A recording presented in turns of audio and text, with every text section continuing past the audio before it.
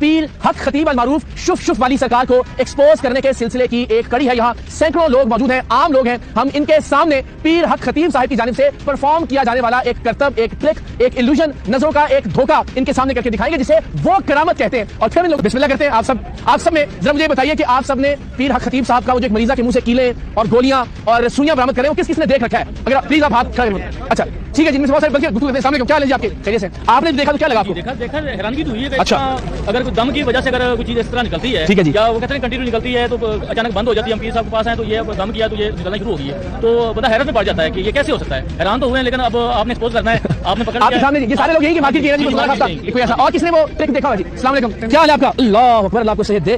तो क्या हुआ था आपको भाई? कुछ मेरी बात, मैं तकरीबन 6-7 बार गया हूँ उनके पास दम करवाने के लिए। तो मुझे कहते जी बेटा क्या हुआ? मैं कहती पैदाइशी कुदरती है। कहते जी तो दुनिया में आपका पहले ही देखा इतना बड़ा पाँव। मैं कहती आपकी शान। कहते आपका पाँव छोटा हो जाए। मैं कहती कहते जाओ आपका पाँव छोटा हो गया। छोटा हो गया? नहीं हुआ, नहीं हुआ। और आप अल्लाह को गवाह बना के कह रहे हैं कि आप गए उनके पास? हाँ जी। और उन्होंने कहा कि छोटा हो जाएगा? हाँ जी। अच्छा, और ये जब आपने वीडियो देखी थी कीले निकाल रहे हैं मुंह से उस तक, आपके ज़हन में क्या आता था उस वक्त? उसमें देह में अजीब की फीलिंग आती है कि क्या हो रहा है, या कोई लेकिन आपको आराम नहीं आया? आराम नहीं आया। ये तो बहुत सारे लोग कह रहे हैं हमें आराम आ गया, और उनके वो देख रहे हैं हम चेले कुछ आके वो कह रहे हैं। अस्सलाम वालेकुम, आप भी गए? जी मैं गया हूँ। ये वीडियो जो चलती थी वो हम देखते रहे जी, देखते रहे। मेरा साला जी वो गिरा तीसरी मंजिल से, उसकी जो रीढ़ की टूट गई थी, पैरालाइज। तो हमने भी कहा जी दम करवाए जी, हमें लगा जी ऐसे कुछ उसके अंदर वो आ जाए, थोड़ा सा हरकत होनी शुरू हो गई है। तो हम 3 दम करवाने के लिए हम वहाँ गए हैं, पर उसके बस वही जो हरकत से भी गया जी, अब वो पैरालाइज है जी। अच्छा चले चुप जी, सामने आप जानते हैं जिनको मैं गया था ईवानी कमाल में। अच्छा, तो खतीब साहब से मिला था मैंने। अच्छा, मेरी बेटी को पैरालाइज है पाँव से, तो उन्होंने कहा ये दुआ करें और ये आपने माथे के ऊपर हाथ रखें सब, हाँ जी, तो ठीक हो जाएगा। शुफ शुफ करते हैं। हाँ, तो वो हम सब बैठे रहते ईवानी कमाल में हम गए थे ना, तो अभी बराबर कोर्ट में तो नहीं गए थे। तो मैंने अपनी मिस को कहा था, मैंने कहा ये कुछ नहीं कर सकता, ये शोकाबाजी है, क्योंकि मैं पढ़ा लिखा, मुझे हर चीज़ पता है। कहते ये नहीं वो लोगों काम करना नहीं। फिर मैंने कहा ये कुछ करता हो तो मेरे में आ जाए, जितने लोग लेटे हैं उनको शुभ करके ठीक करते हैं। ठीक है, इतना नॉलेज है तो मेरी बड़ी हैरानी की बात है। मुझे मरीज हमारे मौजूद हैं, हमसे करते हैं, लेकिन आप ये देखें कि इतने लोगों में से बहुत सारे लोग जा चुके हैं, मुतासिर हैं उनसे, उनकी वीडियो से। सर जी मैं तो नहीं यकीन करें, मैंने हमारे मोहल्ले में एक परचून वाला है। अच्छा, उन्होंने उनकी तस्वीर लगाई हुई दुकान पे। अच्छा, वो कहते हैं हमारे मुर्शिद है, उनको मुर्शिद कहते हैं। ठीक है, सारे लोग उनके मानने वाले ऐसे कहते हैं, लेकिन मैं नहीं मानता। बिल्कुल ठीक। आपने उनकी वीडियोस देखी? देखी, इस्लामाबाद भी गया उनको देखा है वहाँ पर। अच्छा, उन्हीं के अंदर बंदे होते हैं 5-6, वो उन्हीं के होते हैं, वो सीखे हुए होते हैं, जो फूक मारते हैं वो नीचे गिर के जी उसको थापी मारी, ठीक है, ड्रामेबाजी है। आपने कुछ अपनी आंखों से देखा है? तो आपके सामने सारा उनकी मार्केटिंग एजेंट ही फिर एजेंट है। ये बात ठीक है जी, चले। ये बातों ने रखे होते हैं। हाँ जी, जिन निकाल रहे हैं वो बंदा ऐसे हो जाता है, वो खुद ही आते हैं। तो ये बात ठीक है जी, चले हम जरा एक पहली करते हैं, हम कोशिश करते हैं। ये मरीज है, एक समझ लें, मैं पीर खतीब से बड़ा पीर हूँ, पीर सैयद इकरारुल हसन, और हम देखते हैं कि इनके मुंह से कुछ निकलता नहीं निकलता। फिर उन्होंने एक बच्ची के मुंह से चेन भी निकाली है। तो इन्होंने वो जो चेन है, पहले मैं चाहता हूँ जरा जो लोग देख रहे हैं घर में, मुझे एक वीडियो की झलक देखेंगे। पीर साहब ने वो चेन एक लड़की के मुंह से निकाली है, ये कहते हैं कि असराते बंद थे, और मैंने निकाल दी। वीडियो देखी, तो वीडियो आपने देख लिया, आप वही काम हम भी करते हैं, मेरे हाथ में वो तो नहीं है, लेकिन चले जी जरा।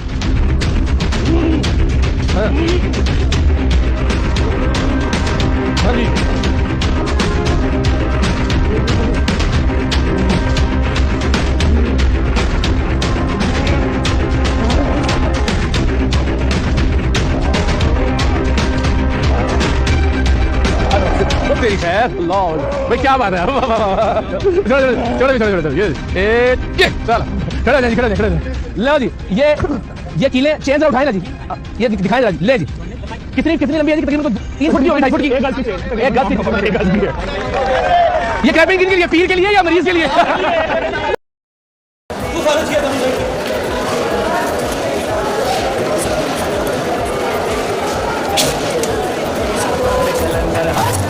मस्त कलंदर कलंदर हक कलंदर नवादा मस्त कलंदर कलंदर हक कलंदर पल विच करे दाए दूर बलावा पल विच करे दाए दूर बलावा।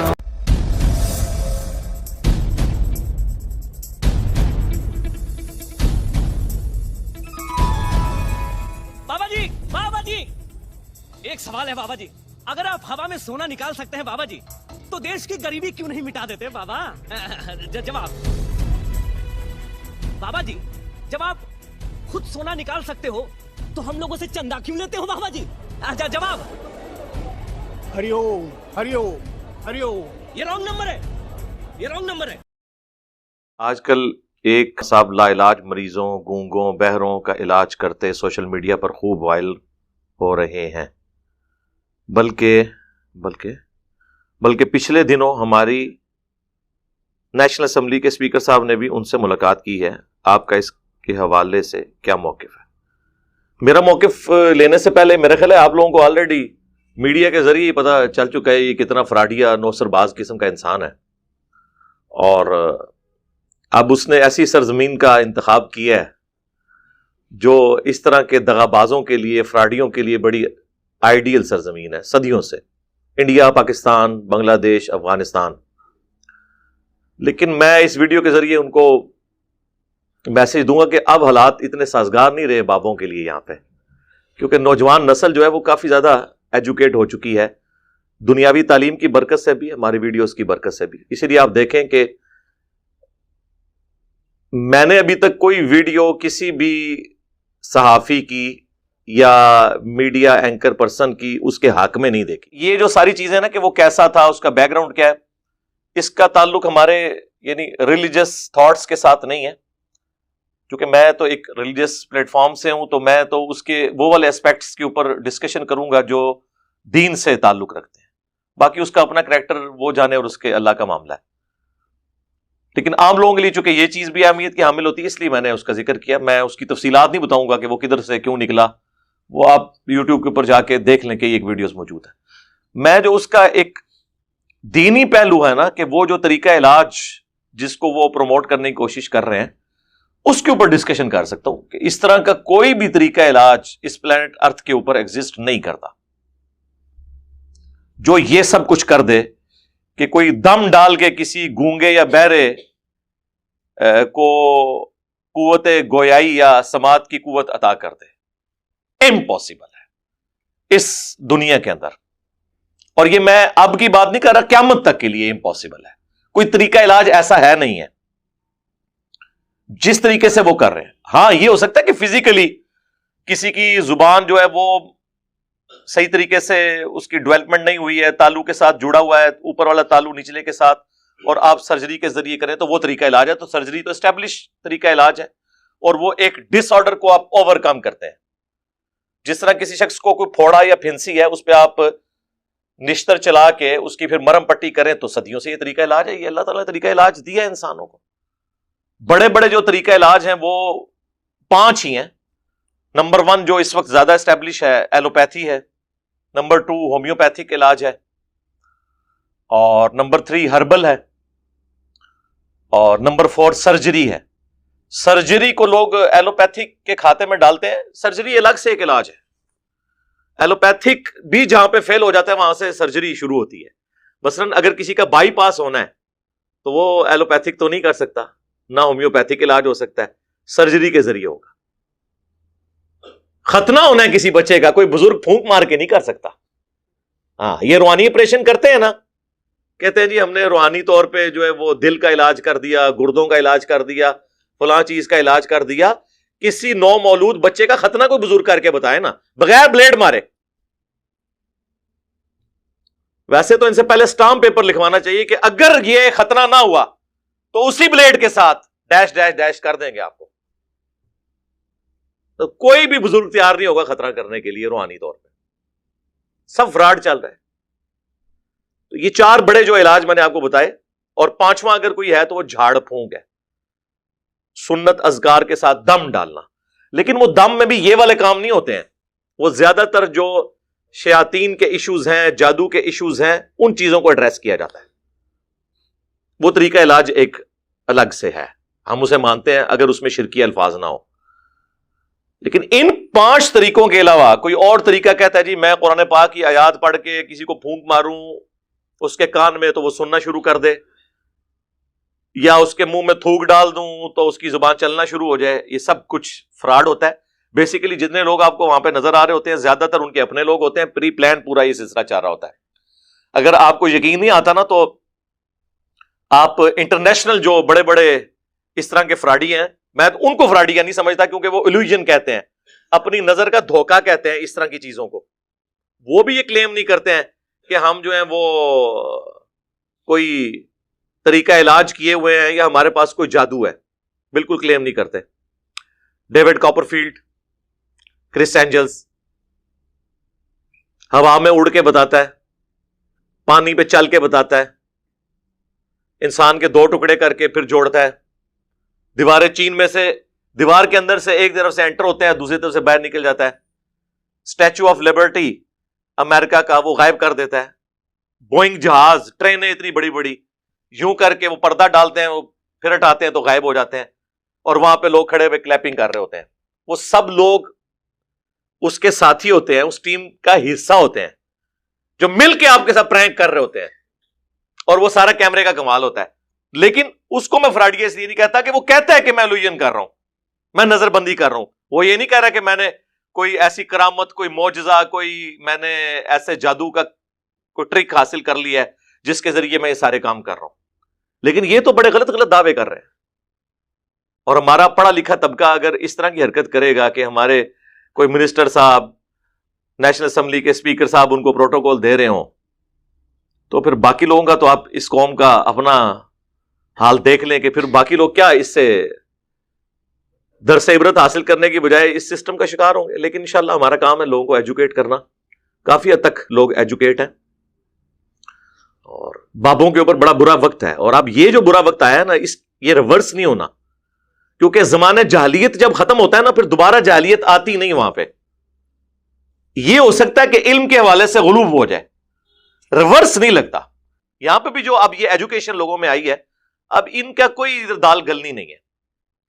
تو یہ 5 طریقہ علاج، ایلوپیتھک، ہومیوپیتھک، سرجری، ہربل، یہ جڑی بوٹیوں کے ذریعے ہوتا ہے، اور 5واں جھاڑ پھونک. اس کے علاوہ اگر کوئی کلیم کرتا ہے تو آپ سمجھ لیں وہ فراڈ ہے. علاج کروانے کو ہم یعنی اسلام کا حصہ سمجھتے ہیں. ہم وہ جو فنیٹک قسم کے صوفیاء ہے جن کا یہ دعویٰ ہے کہ جی وہ جس حالت میں بھی اللہ رکھے اسی طریقے سے رہیں، جوئیں پڑی ہیں تو پڑی رہیں، بیمار ہیں تو بیمار ہی رہیں، اور پھر حضرت ایوب علیہ السلام کی طرف ایک جھوٹی روایت منسوب کرتے ہیں جو کسی حدیث کی کتاب میں بھی نہیں ہے کہ جی ان کے جسم میں کیڑے پڑ گئے اور کوئی کیڑا نیچے گرتا تھا وہ اسے اٹھا کے اوپر رکھ لیتے تھے. ان کی بیماری کا ذکر تو قرآن میں ہے. یہ آگے جو آپ نے صفرے لگا لگا کے باتیں کی ہیں یہ تو بالکل جھوٹ ہے، اس طرح کی تو کوئی بات نہیں ہے. ہم علاج کو مانتے ہیں. صحیح بخاری صحیح مسلم دونوں میں حدیث ہے، اللہ کے محبوب صلی اللہ علیہ وآلہ وسلم نے فرمایا کہ اللہ تعالیٰ نے آسمان سے کوئی بیماری ایسی نازل نہیں کی جس کی شفا یا دوا نہ رکھی ہوئی ہو، اور جب وہ دوا اس بیماری کے موافق ہوتی ہے تو اللہ کے اذن سے شفا ہو جاتی ہے. لیکن وہ اللہ تعالیٰ نہیں رکھا ہوا ہے. صحیح بخاری کے اندر حدیث موجود ہے کہ شفا 3 چیزوں کے اندر ہے. نمبر 1 کپنگ کروانے میں، یہ پچھنے لگوانے، اور وہ بھی کوئی صحیح بندے سے لگوانا ہے آپ نے، یہ نہ الٹا آپ بیماری لے کے آ جائے. نمبر 2 شہد میں، وہ تو سورۃ النحل میں آیا ہے کہ شہد کے اندر شفا اللہ تعالی نے رکھی ہے. اور نمبر 3 آپ صلی اللہ علیہ وآلہ وسلم نے فرمایا داغ لگوانے میں. جب کبھی کہیں پہ خون کی رگ کٹ جائے نا، خون رک نہ رہا ہو، تو پھر گرم کر کے پرانے زمانے میں نا وہاں پہ وہ چھری یا نیزے کی جو نوک ہے، جو لوہے کا حصہ جو بھی ہے، وہ گرم کر کے لگاتے تھے. اب تو الیکٹریکلی داغ دیا جاتا ہے. آپ دیکھتے ہیں کتنے بڑے بڑے آپریشن ہو رہے ہوتے ہیں، ان میں اب خون کی ضرورت ہی نہیں پڑتی. ایک زمانہ تھا لوگ کہتے تھے اینی بوتلیں ارینج کرو جی، بائی پاس دا آپریشن ہو رہا ہے. اب نہیں وہ بوتلیں ارینج ہوتی ہیں، ایسی ادویات بھی آ گئی ہیں، پلس وہ داغ دے دیتے ہیں، پھر وہ خون وہاں سے رگوں سے آگے نہیں چلتا. لیکن اس کے بارے میں آپ نے فرمایا میں اپنی امت کو اس سے منع کرتا ہوں. لیکن یہ منع کرنا آپ کا حرمت کے درجے میں نہیں ہے. صحیح مسلم میں یہ حدیث موجود ہے، ایک صحابی تھے، انہیں ایک غزوے کے موقع پر تیر لگا اور بڑی کوشش کے باوجود ان کا خون نہیں رکتا تھا، تو نبی صلی اللہ علیہ وآلہ وسلم نے باقاعدہ طور پر انہیں داغ لگوایا اور پھر ان کا خون رک گیا. یعنی وہ گرم کر کے لوہے کا پورشن اس کے اوپر پھیرا. آپ یہ دیکھیں افغانستان میں بھی وہ چوروں کے ہاتھ جب کاٹتے ہیں نا، تو وہ کاٹنے کے فوراً بعد ہی گرم کڑاہے کے اندر داخل کرتے ہیں. وہ داغنے کے ہی ایکویلنٹ ہوتا ہے تاکہ وہ وہاں سے روسٹ ہو جائے اور پھر مزید خون نہ نکلے. یہ طریقہ علاج ہے. تو داغنا جسے پسند نہیں کیا گیا اسے بھی نبی علیہ السلام نے اجازت دی ہے کہ یہ حلال کے درجے میں ہے، ایز اے لاسٹ ریزارٹ آپ اس سے علاج کروا سکتے ہیں.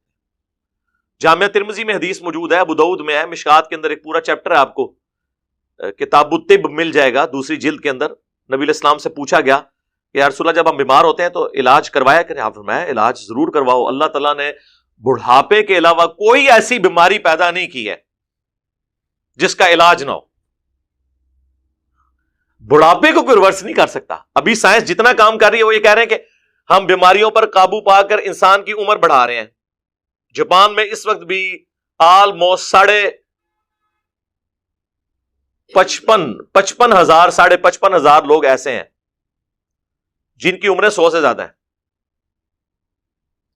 یہ ہمارے ملک میں جو 100 والے ملتے ہیں زیادہ تر جعلی ہیں، ان بیچاروں کو اپنی عمروں کا پتہ ہی نہیں ہوتا.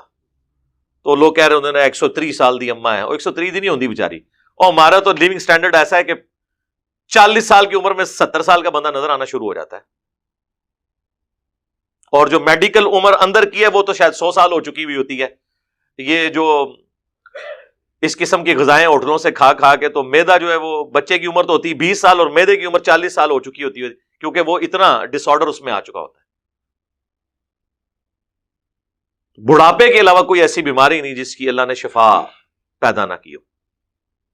اس طریقے سے صحیح مسلم میں حدیث ہے, نبی صلی اللہ علیہ وآلہ وسلم سے یہ بچھو کے کاٹنے پہ جو دم ہے اس کے بارے میں پوچھا گیا, تو آپ نے فرمایا کہ اگر اس میں شرکی الفاظ نہ ہو اور جو تم میں سے اپنے بھائی کو نفع پہنچا سکتا ہے وہ پہنچائے, اس کو وہ دم کرے. دم کیا جاتا تھا. ایک اور حدیث ہے صحیح مسلم میں کہ اپنے زمانے جاہلیت کے دم مجھ پہ پیش کرو, اگر ان میں کوئی شرکی الفاظ نہ ہو تو تم اس طریقے سے انہیں کرتے رہو. بخاری اور مسلم دونوں میں کلونجی کے بارے میں ہے کہ موت کے علاوہ ہر مرض کی شفا اس کے اندر موجود ہے, لیکن ظاہر ہے وہ ایک طریقے سے ہوگا نا. یہ طب نبوی جو آپ کو اکثر نظر آ رہی ہوتی ہے نا, اکثر اس میں جعلی روایتیں ہیں. نبی الاسلام کا ان سے کوئی لینا دینا نہیں ہے. اسٹیرائڈز آپ کو کھلا رہے ہوتے ہیں, وقتی طور پہ علاج, اور پھر پرماننٹلی آپ کے گردے فیل. الا یہ کہ کوئی بندہ رسپانسبل ہو, جس طرح ہمارے حکیم سعید صاحب تھے رحمہ اللہ تعالی, ان کی بڑی خدمات ہیں اس حوالے سے. تو اس طرح کا کوئی بندہ ہو جو واقعی اس طرح کے علاج کو جانتا ہو. پھر اس علم کے اندر کافی کنجوسی بھی ہوئی ہے, اس لیے اس طریقے سے ٹرانسفر نہیں ہوا یہ والا علم.